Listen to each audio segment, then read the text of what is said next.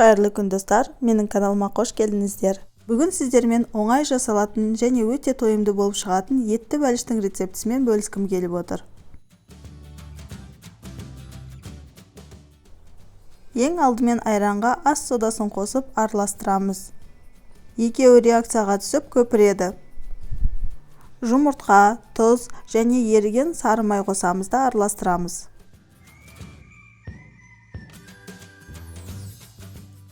Ұнның бір бөлігін електен өткізіп елейміз. Әркімнің ұны әртүрлі болады. Егер бәрін бірге қосып жіберсек, қамырымыз қатты болып шығуы мүмкін. Бізге жұмсақ, қолға жабыспайтын қамыр қажет. Жұмсақ қамыр болғанша елейміз. Сосын үстін сүлгімен жауып қойып, 15 минутқа қойып қоямыз.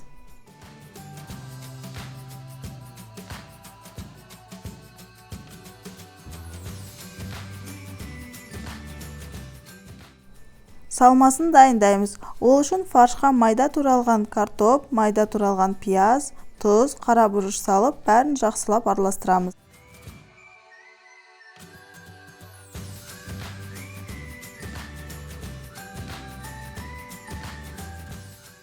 Қамырды екі бөлікке бөлеміз. Бір бөлігі үлкен, екінші бөлігі кішкентай болуы қажет.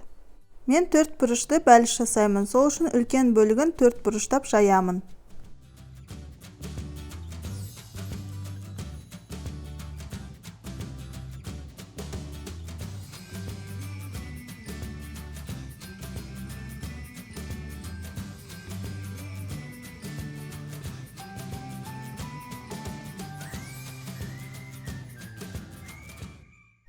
Қамырдың қалыңдығы 4-5 мм болу керек.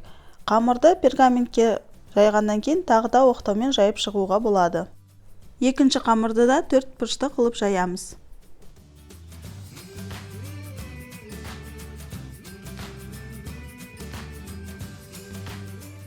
Салмамызды үлкен қамырға салып, бір тегістейміз.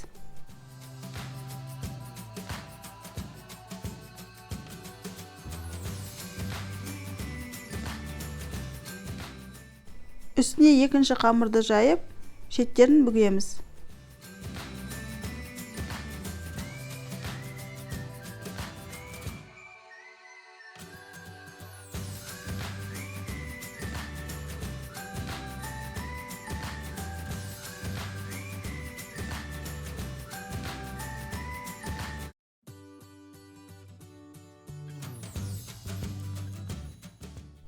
Үстіне кішкентай тесіктер жасаймыз.